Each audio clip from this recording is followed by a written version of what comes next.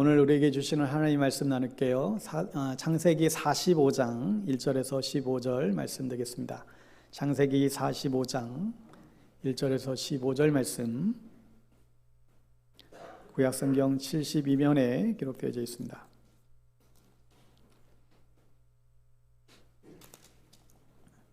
창세기 45장, 우리 찾으셨으면 자리에서 일어나셔서 한 절씩 교독하여 선포하겠습니다. 요셉이 시종하는 자들 앞에서 그 정을 억제하지 못하여 소리질러 모든 사람을 자기에게서 물러가라 하고 그 형제들에게 자기를 알리니 그때에 그와 함께한 다른 사람이 없었더라. 요셉이 큰 소리로 우니 애굽 사람에게 들리며 바로의 궁중에 들리더라.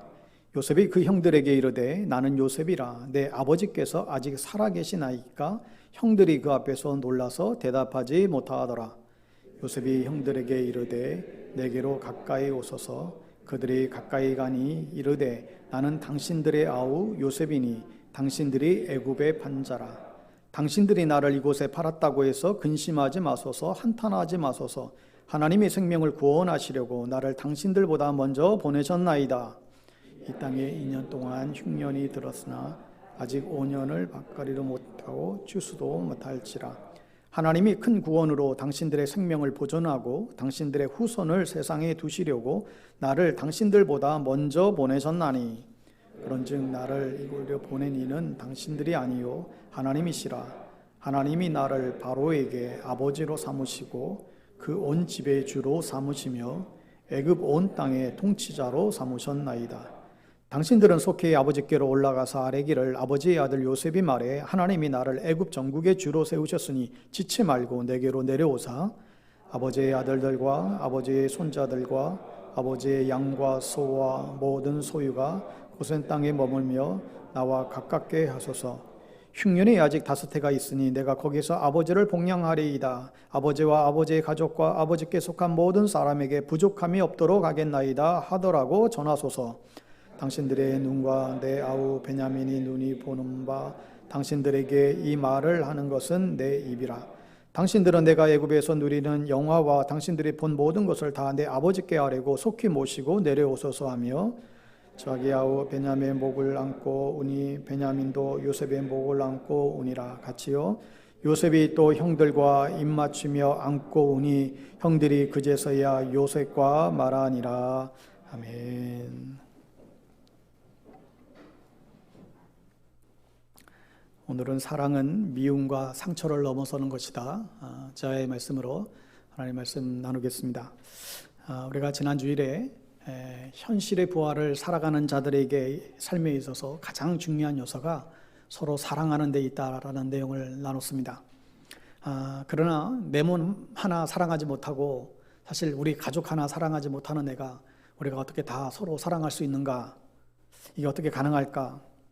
하여 이 사랑은 사랑하겠다라고 하는 어떤 의지와 결단으로 되어지는 부분이 아니라 그래서 우리는 늘 주님께 연결되어져서 우리는 주님으로부터 사랑을 배우고 또 실천해 나가야 된다고 했습니다. 하나님이 사랑이 우리 안에 부어지지 않고서는 어떻게 이 사랑을 또 흘려보낼 수 있겠는가 말씀했죠. 그럼에도 불구하고 참으로 이 사랑이 어렵습니다.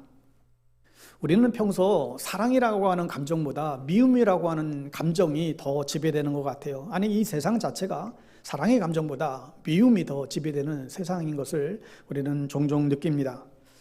최근에 자주 회자되는 드라마인 그 더 글로리의 그 소재는 학교 폭력이었잖아요.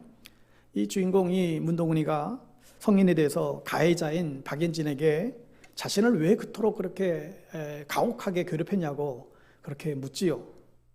그런데 정작 이 가해자 이 박연진에게는 내가 왜 그때 너를 그렇게 괴롭혔는지 도통 이유조차 알 수가 없다 그럽니다. 그냥 아무런 이유 없이 그랬다는 거죠. 어처구니 없지만 이러한 내용들이 우리 현실 속에서 비일비재하게 일어나고는 합니다. 이즘의 왕따의 그 원조라고 할 수 있는 나라가 사실 이제 일본인데 일본에서 이 왕따라고 하는 말이 사실 시작이 됐는데 이 일본의 왕실에서조차도 이런 왕따로 큰 화제가 된 바가 있죠. 현재 일본의 왕비인 이 마사코, 이분은 5대 국어를 이제 아주 능숙하게 하는 최고 일본의 엘리트 여성이었습니다. 그가 그런데 왕실에 들어간 후에 이 왕실에서의 이 따돌림 당하는 사건이 크게 회자가 됐죠. 근데 이 왕실로부터 그녀가 이 따돌림을 받은 이유가 사실 보면 어처구니가 없습니다. 첫 시작이 이거예요. 첫 결혼을 발표하기로 하고 결혼 발표 그 기자회견장에서 남편보다 28초 말을 더 했다는 거예요. 그리고 남편보다 키가 좀 크나 봐요. 그래서 남편보다 키가 더 컸기 때문에, 그리고 또 아들을 낳지 못했기 때문에, 딸 하나 낳았는데 아들을 낳지 못했기 때문에 그때부터 이 그녀의 왕실 생활이지만 아주 불행한, 자신의 삶이 너무나 불행하다, 그런 고백을 하면서 이 국제적인 뉴스거리가 되어 있습니다. 여러분은 혹시 이런 미움과 시기, 다툼, 그런 비난, 이런 것을 당해본 적이 없으신가요? 사실 이런 황당한 일들은 사실 우리 주변에도, 우리 가족 안에도, 또 직장에서도, 또 교회에서도 이런 일들을 우리가 겪을 수가 있습니다. 여러분, 그럴 때마다 어떻게 대처하십니까? 또 어떻게 대처해야 될까요? 앞서 언급했던 이 더 글로리에서는 이 무서운 학교 폭력으로 망가졌던 한 여인이 궁극적으로는 이제 가해자들을 철저하게 응징한다는 그런 이야기입니다. 그리고 그 드라마 말미에 정말 자신의 그 복수, 정말 생각한 대로 그 복수를 다 성공한 주인공은 정작 절벽에서, 건물 위에서 떨어뜨려 자신의 몸을 이제 마감하려고 하는 그런 시도를 하려는 그런 장면이 나오죠. 이 장면은 복수에 성공했음에도 불구하고 그녀의 지옥은 여전히 끝나지 않았다라는 사실을 이제 보여줍니다. 복수심은 복수의 성공 여부와 상관없이 지옥을 살게 만든다는 사실을 우리에게 알려주지요. 그에 반해서 지선아 사랑해라는 책의 저자인 이지선 자매, 우리가 여러분 기억합니다. 23살에 여화여대에 다니던 예쁜, 정말 그때 예쁜 그 여학생이 음주운전자가 들이박는 그 교통사고로 말미암아 전신 3도의 화상을 그때 입게 되었고, 정말 죽음의 고비를 넘으면서 40번이 넘는 그런 수술을 해왔고 지금도 또 계속하며 살아가고 있죠. 그녀가 사고 후 이제 23년이 벌써 이제 지난 올해 46세가 되었는데, 올해 자신의 모교인 이화여대의 사회복지학과 교수로 임명이 되었습니다. 자신을 소개하기를 사고와 잘 헤어진 사람이라고 그러는 자신을 소개합니다. 사고와 잘 헤어진 사람. 그녀가 사고 2년 후 남은 그 평생을 그 음주운전 그 가해자의 피해자로 살아야 한다는 사실을 사고 2년 뒤에 정신을 차리고 보니 그런 생각이 든 거예요. 나는 이제 평생 나를 이렇게 만든 그 사람을 원망하며 나는 평생 살아야 되겠구나. 그러면서 동시에 자기는 더 이상 원망하며 괴로워하며 살기를 거부하기로 작정했죠. 그 비극이 자신을 더 이상 괴롭히지 못하도록 그 음주운전자를 용서하기로 그가 마음의 결단을 내립니다. 그녀는 이제 피해자가 아닌 하나님의 딸 이지선으로 살기를 그렇게 결정을 한 것이죠. 하나님의 은혜로 그녀는 그 아픈 그 과거와 잘 헤어졌고 건강한 모습으로, 남들의 눈에는 지금도 아주 좀 여전히 아프지만 너무나 밝고 건강에 찬 모습으로 그녀의 삶을 살아가고 있습니다. 그녀로 하여금 그러한 아픔의 사고와 잘 헤어져 피해자가 아닌 승리자로 살아갈 수 있도록 한 원동력이 어디에 있을까요? 바로 사랑에 있는 것이죠. 내 계명은 곧 내가 너희를 사랑한 것 같이 너희도 서로 사랑하라. 이 주님의 말씀을 그가 자신의 말씀으로 받아들인 것입니다. 사랑만이 우리의 모든 삶을 과거의 상처, 현재의 비극, 미래의 불안으로부터 구원해 줄 수 있습니다. 문제는 우리에게 이런 사랑할 수 있는 힘이 늘 없는 게, 늘 부족한 게 문제죠. 우리의 본성은 사랑보다는 미움이, 또 감사보다는 불평이, 축복보다는 남을 비방하는 게 우리는 아주 자연스러운 그런 사람들입니다. 여러분, 사랑이 뭐예요? 여러분, 사랑은 미워하지 않는 거예요. 어려운 게 아니라 사랑은 미워하지 않는 것입니다. 여러분, 이렇게 미움 많은 세상에서 미워만 하지 않아도 그 세상은 아름다운 세상이 될 것 같아요. 미워하기 시작하면 그 사랑도 죽어버리고 사랑은 시작할 수도 없지요. 사랑을 위해서 미움을 죽여야 합니다. 여러분, 스트레스가 만병의 근원이라고 한다면 이 미움은 만악의 근원이에요. 미움이 들어오기 시작하면서 순간 죄가 시작이 되는 것이죠. 형 가인이 동생 아벨을 죽인 이유가 미움 아니겠어요? 자기보다 한참 모자란다고 동생을 생각했는데 동생의 예물만, 하나님의 제사만 받으시자 순간 동생을 향한 그 미움이 첫 번째 살인을 저지르는 살인자가 되고 말았지요. 남편과 아내의 상처를 다룬 임선구 시인의 시 한 편을 소개하려고 합니다. 말의 균열이라고 하는 그의 시 속에 이런 내용이 있습니다. 시니까 그냥 그대로 온색적인 표현을 그대로 그냥 전하겠습니다. 이른 아침 독사 같은 년하고 접시 하나 깨졌다. 독꽃 제가 꺾고 가시돋친 말 쏟아내는 그 산에 혀끝에 칼을 꽂는 긴 겨울밤 결빙의 말. 자, 이 시를 보면 정말 따뜻하고 희망에 넘쳐야 될 그 이른 아침에 해서는 안 되는 말이 다른 사람도 아니고 남편에게서 튀어나온 거예요. 독사 같은. 시인은 사람마다 가지고 있는 뱀 같은 독꽃이 있다라고 보았습니다.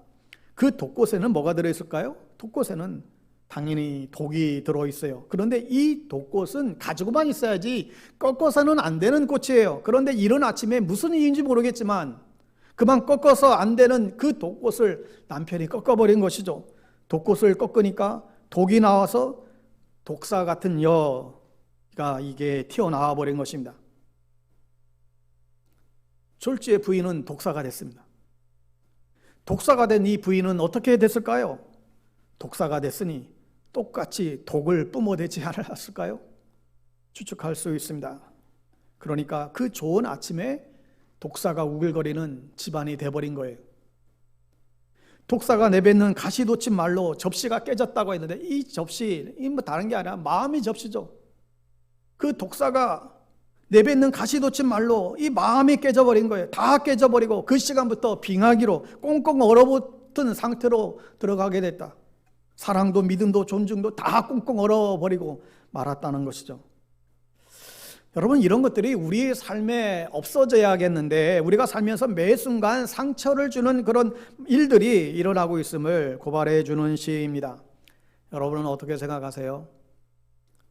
사람의 마음은 어떤가요? 우리 사람의 마음이 무쇠인가요? 아니면 그렇지 않은가요? 우리 사람의 마음이 강한가요? 아니면 그렇지 못한가요? 아무리 봐도 우리 사람의 마음은 무쇠가 아닌 것 같아요.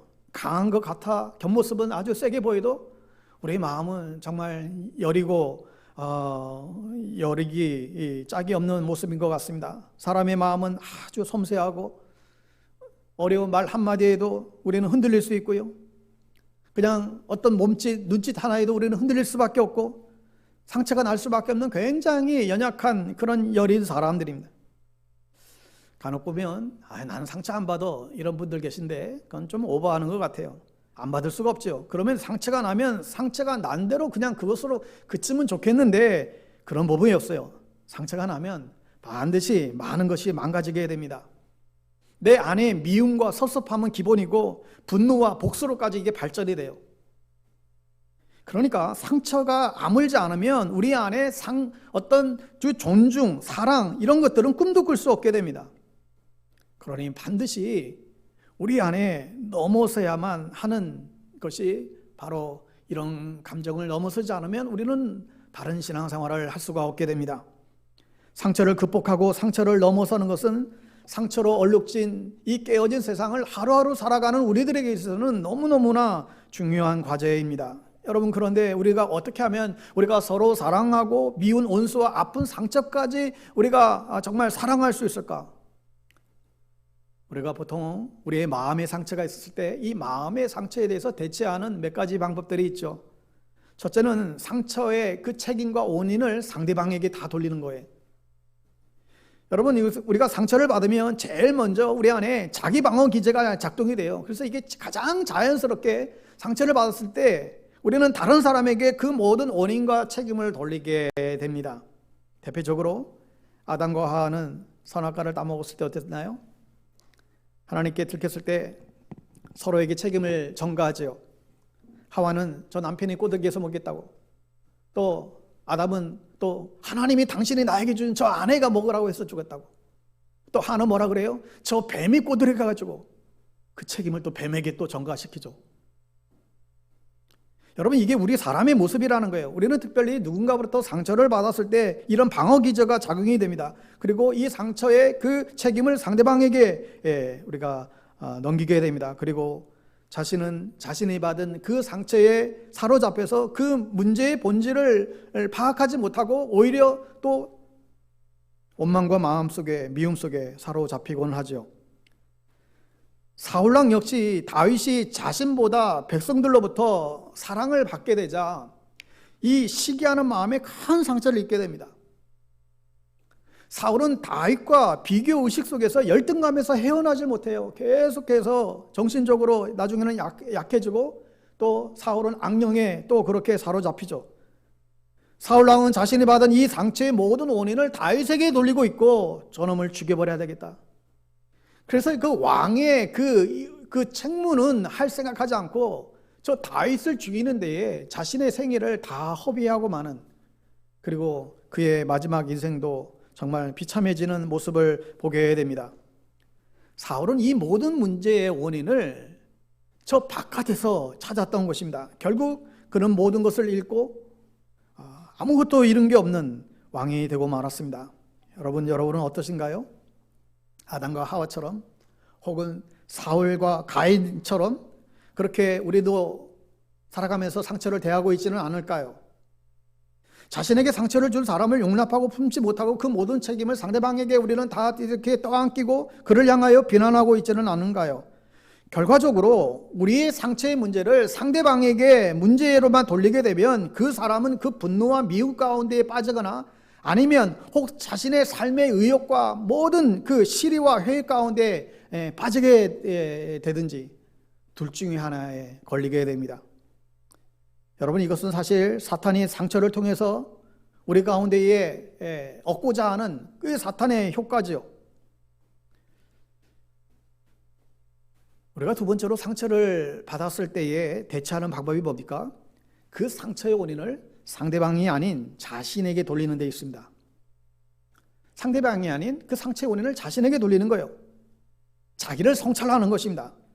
자기 자신에게 아이고 죽일 놈, 이게 아니라 자신을 향하여 어떤 분노, 어떤 그런 자기 비하나 자학이 아니라 자기 자신에게 자기 스스로를 돌아보는, 자기 자신을 성찰하는 계기로 삼는다는 것입니다. 자기 성찰이라고 하는 것은 그 문제 속에서 자신이 내가 어떻게 했는가를 돌아보는 거죠. 그리고 그 원인과 문제를 상대에게만 돌리지 않고 나에게도 문제가 있다라는 마음을 갖는 것입니다. 여러분, 우리가 상처를 받았을 때 나도 잘못이 있기에, 나도 잘못했기에 그 문제나 그 상처가 연유되었다라고 여길 때 상대방에게도 그럴 수도 있겠구나라는 생각의 여지를 갖게 됩니다. 처음에는 도저히 상대가 용서가 되지 않았다가 그럴 수도 있겠구나, 이 생각을 하면서 상대방에 대해서 용서할 수 있는 마음의 여지가 생기죠. 여러분, 세상에는 그럴 수 없는 일은 없습니다. 그럴 수 없는 일은 없어요. 다 일어날 수 있는 일이기 때문에 일어난 거죠. 내가 잘못한 게 있으니 상대가 그렇게 말했겠지, 혹 내가 잘못한 게 있으니 상대방이 저렇게 행동하겠지, 내가 뭔가 했으니까 상대방이 저렇게 했겠지. 여러분, 이렇게 나에게 상처를, 그 원인을 돌릴 때에 우리는 한 단계 더 성숙한 자리로 가게 됩니다. 모든 것을 남에게 비난하기 앞서서 그 모든 그 원인을 우선적으로 자기 자신을 돌아보는 그런 계기로 삼을 때 그 사람이 더 성숙해지게 됩니다. 셋째로 우리가 상처를 받았을 때 취할 수 있는 대처는 하나님 바라보기입니다. 상처의 원인과 책임을 하나님 탓으로 돌리는 거예요. 하나님 탓으로 돌린다는 말은 하나님께 원망한다는 얘기가 아니라 오히려 하나님의 섭리와 하나님의 그 인도하심을 생각한다는 것입니다. 하나님께서 이 문제가 내게 일어나게 하셨다라는 거예요. 그리고 이 문제가 내 가운데 일어났다라고 한 것을 하나님이 여기에 뭔가 분명히 이유가 있을 것이라고 생각하는 자세를 말합니다. 나에게 이 어려움이 생긴 것은, 나에게 이 아픔이 생긴 것은, 나에게 이 문제가 생긴 것은 지금은 나는 잘 알 수 없지만 분명히 하나님이 무슨 의도가 있어서 나에게 이것을 허락했겠지. 그러한 생각의 자세를 갖는 것이죠. 여러분, 이런 시각이 바로 성경이 우리에게 말씀해 주시기를 원하는 시각이라는 거예요. 여러분, 이러한 대표적인 예를 오늘 말씀에서 요셉의 이야기를 통해서 우리는 보게 됩니다. 여러분, 창세기 45장은 요셉이 그동안에 정말 서로 상처를 주고받던 형제들이 서로 얼싸 안으며 눈물바다를 이루는 아름다운 장면을 이제 소개해 주고 있습니다.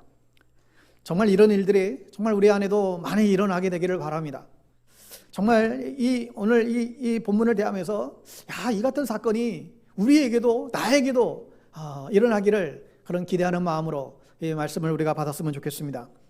여러분, 이 요셉의 스토리는 너무 잘 아니까 대충을 언급하고만 지나가는데, 여러분, 이 요셉의 12 형제가 있었잖아요. 근데 이 형들 사이에, 이 형제 간에 너무나 사이가 안 좋았어요. 굉장히 힘든 그런 관계 가운데 있었는데, 근데 오늘 본문에 이 깨어졌던, 이 어그러진 이 형제들이 얼싸안고 눈물바다가 된 거예요.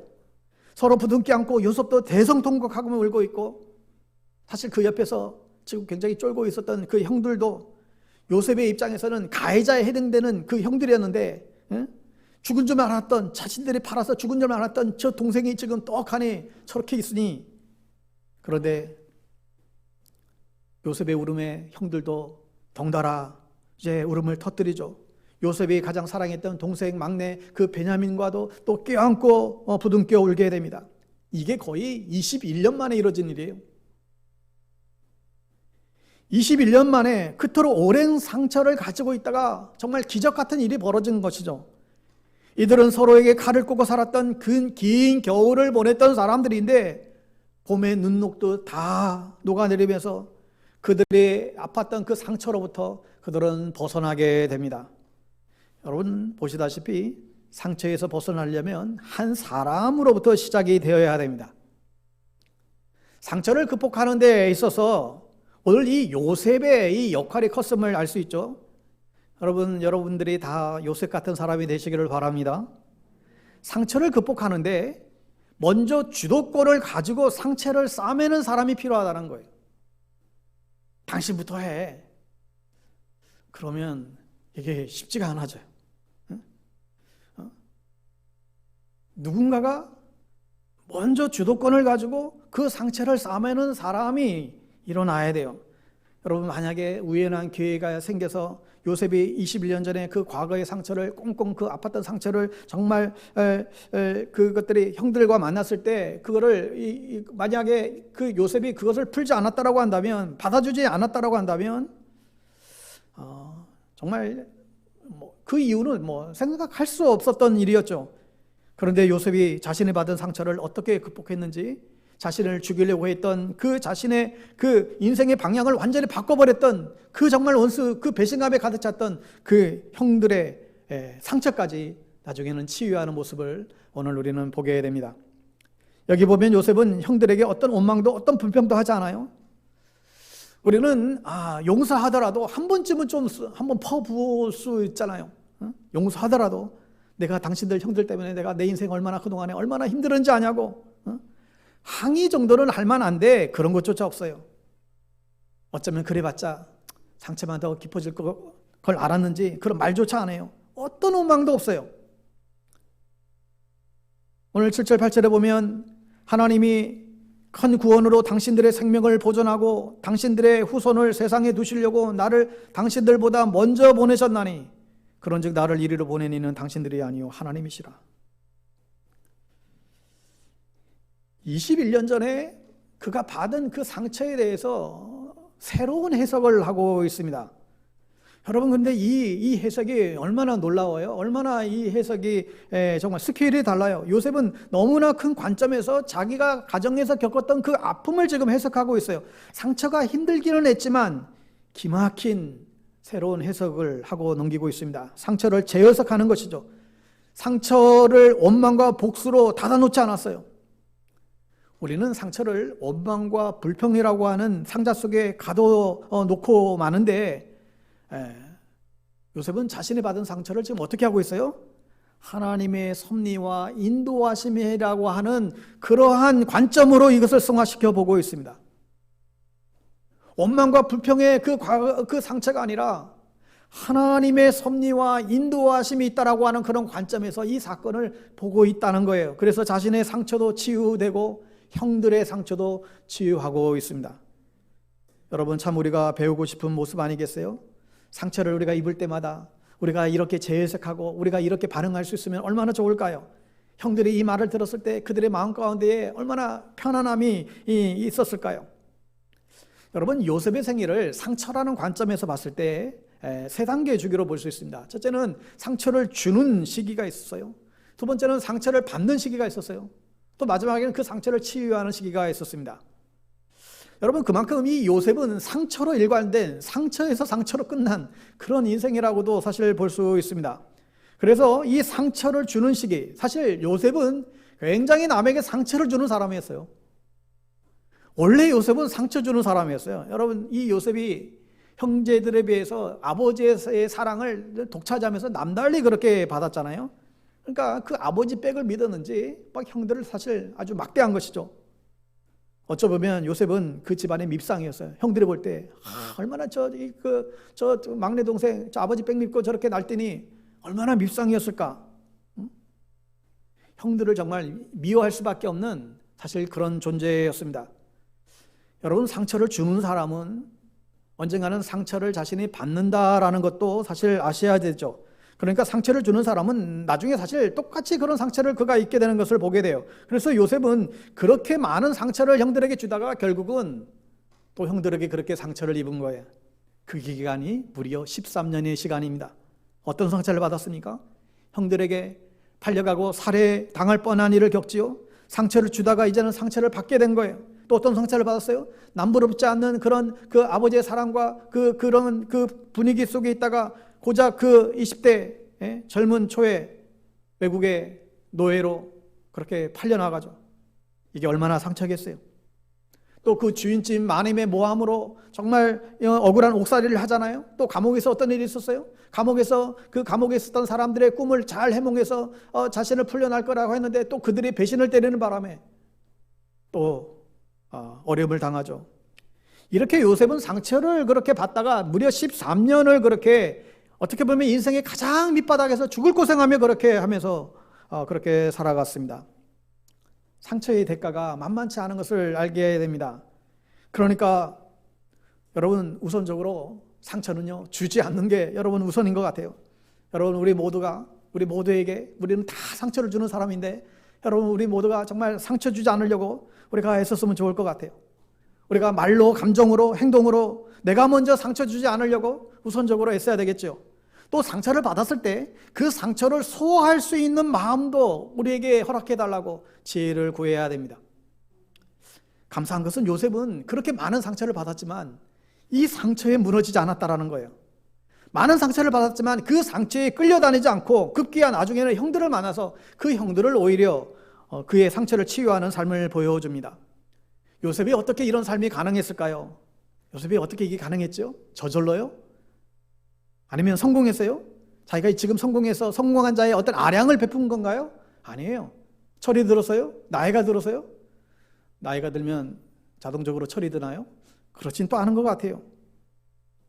요셉이 상처를 주는 자에서 상처를 받는 자까지 또 상처를 또 치유하는 자에 이르기까지 무려 21년이 걸렸습니다. 여러분, 우리 마음속에 있는 상처를 내 자신이 성찰하는 것만으로는 해결이 되지 않는 것을 우리는 느낍니다. 내가 남에게 상처 돌리지 않고 또 이 상처, 이 원인을 내 자신에게 돌려서 나에게 문제가 있었지, 자기를 성찰하는 것, 여러분 이것 가지고 이 모든 상처가 또 해결되지는 않아요.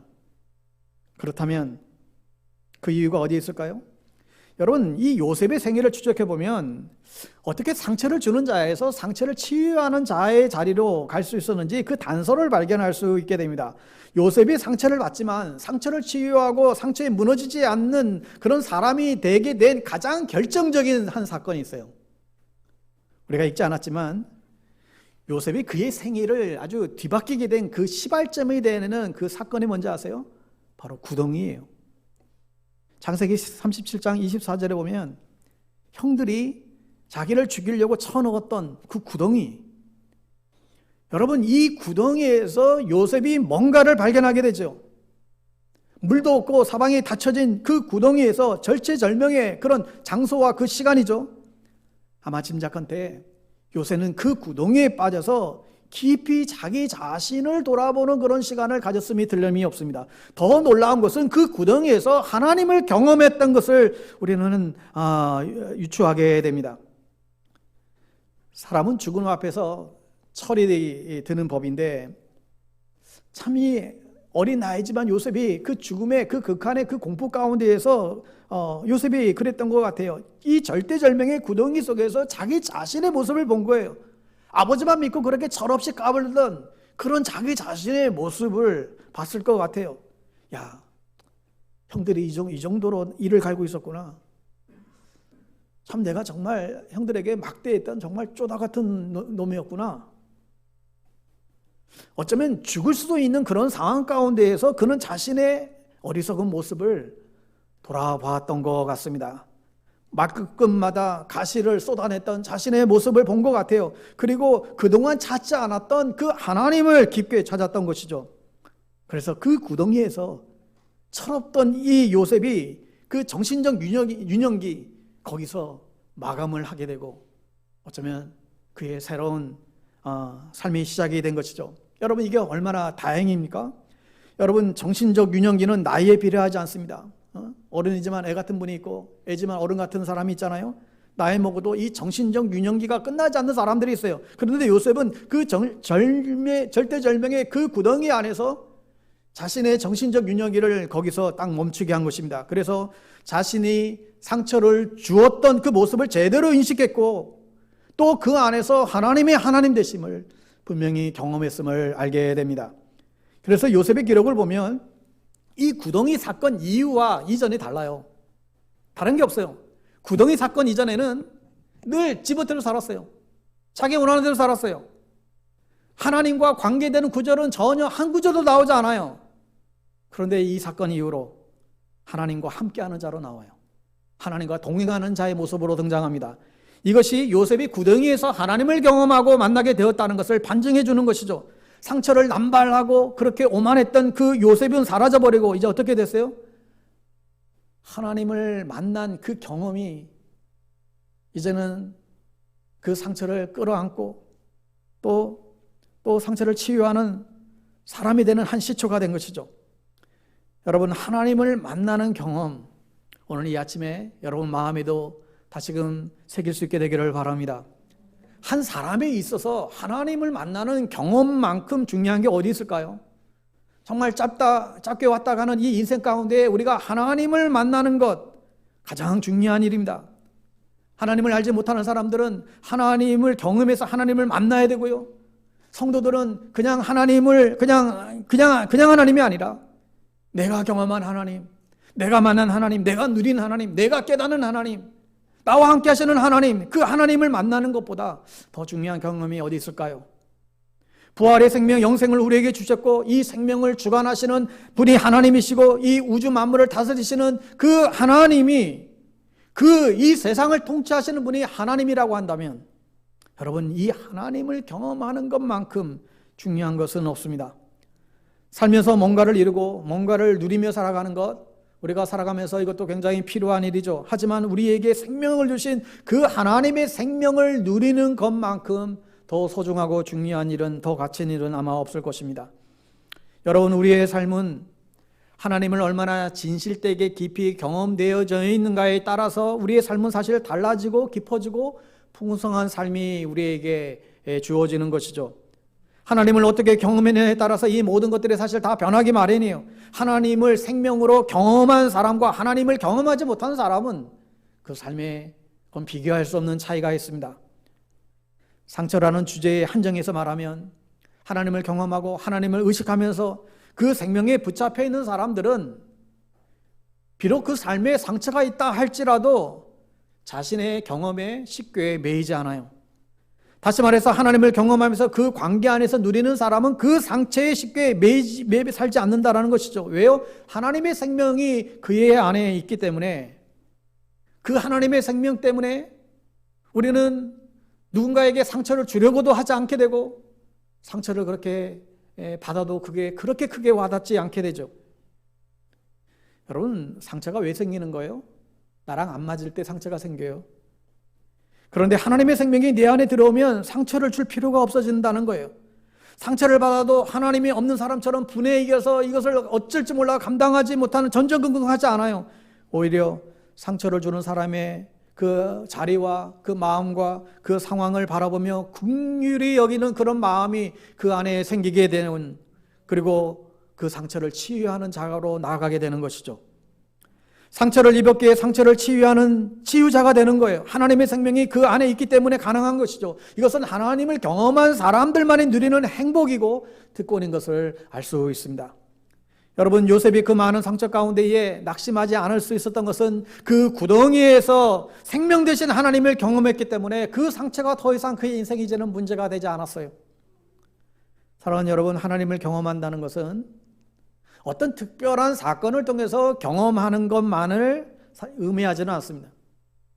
내가 어떤 특별한 사건, 내가 무슨 큰 어떤 병고침을 받는다든지, 내가 무슨 하나님의 큰 음성을 들었다든지, 하나님의 내 소원을 들어주었다든지, 어떤 특별한 사건을 통해서 하나님을 경험할 수 있죠.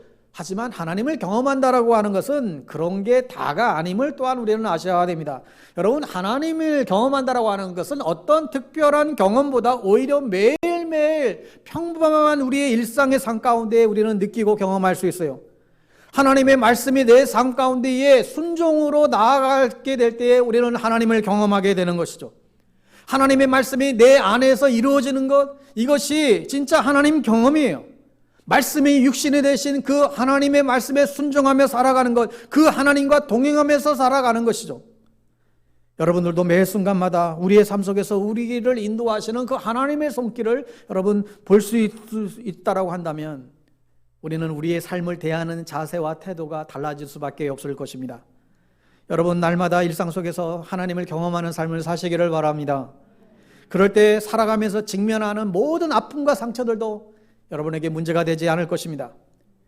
요셉이 자기가 잘나서 상처를 치유가 된 게 아니었어요. 그 안에 하나님을 경험했던 그 마음, 그게 그 모든 상처를 이기게 했던 힘이 되었습니다.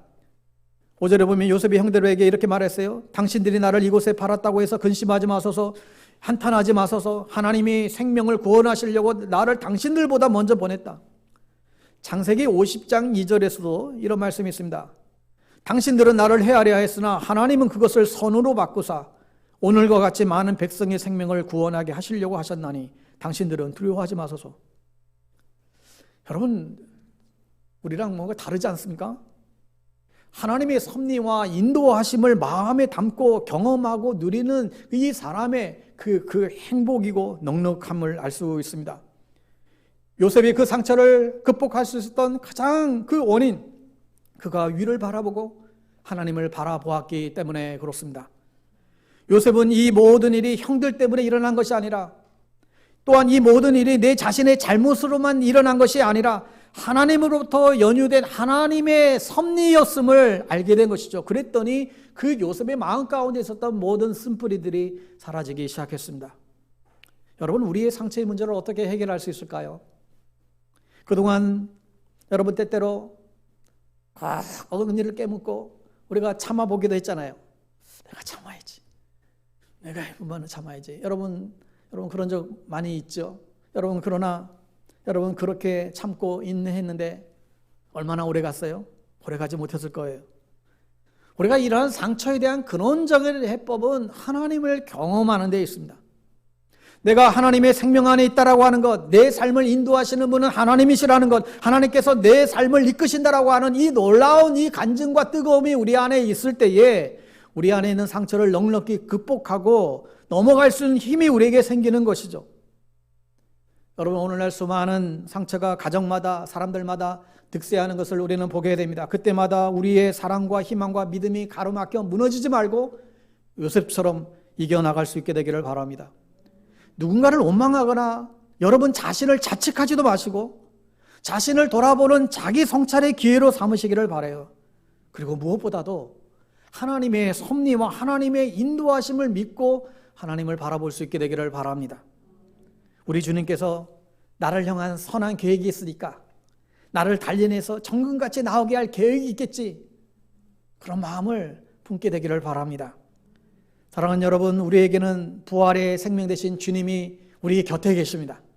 하여 매일이 삶 가운데 존재하시며 우리의 삶을 이끌어 가시는 이 하나님을 경험하면서 상처에 무너지지도 말고 상처를 주지도 말고 또 상처에 무너진 자를 치유하는 자로 살아가는 그런 복된 인생들 다 될 수 있게 되기를 주님의 이름으로 축원합니다.